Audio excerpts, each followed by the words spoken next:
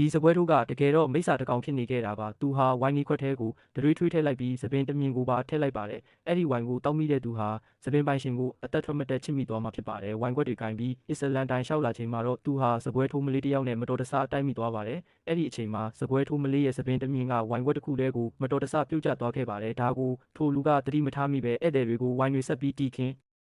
ပေးခဲ့ပါတယ်အခမဲ့ကြွေးတာဖြစ်လို့ဧည့်သည်တွေကလည်းဘာမှမတင်ကပဲမြင်ရည်ရှက်ရည်တောက်ခဲ့ကြတာပေါ့သူတို့ဝိုင်းတောက်နေကြတာကိုကြည့်ပြီးထိုလူကကျေနပ်စွာပြုံးနေခဲ့ပါတယ်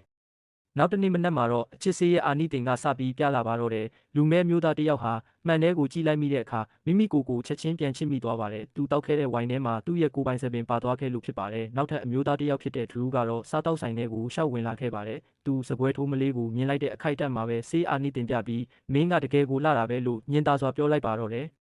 အသားရည်စိမ့်ဖန်းဖန်းဖြစ်နေတဲ့ Ross တောင်မှစေအာနီတင်မိသွားခဲ့ပါတယ်။သူဟာသူ့တငယ်ချင်းအက်ဒီရဲ့ဇနီးဖြစ်သူရိုဆာကိုချစ်မိသွားတာပါ။လန့်သွားတဲ့ရိုဆာကတော့ချက်ချင်းပဲထွက်ပြေးသွားခဲ့ပါတယ်။အဲ့ဒီအချိန်မှာပဲဂျူလီယက်ရောက်လာခဲ့ပါတယ်။သူမတောက်ခဲ့တဲ့ဝိုင်ထဲမှာတော့ Ross ရဲ့စပင်ပါဝင်နေခဲ့တာပါ။ထိုလူကတော့ဒီမြင်ကွင်းကိုကြည့်ပြီးမောက်မာတဲ့အပြုံးနဲ့ပြုံးနေခဲ့ပါတယ်။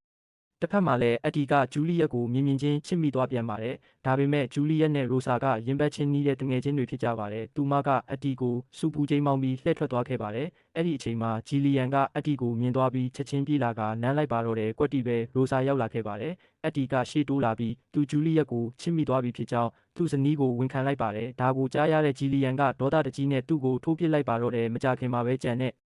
သူတွေလည်းရောက်လာကြပါတယ်။လူတိုင်းဟာဒီပန်းရောင်ချစ်စေးရဲ့အကျဉ်းစာမိနေကြတာပါ။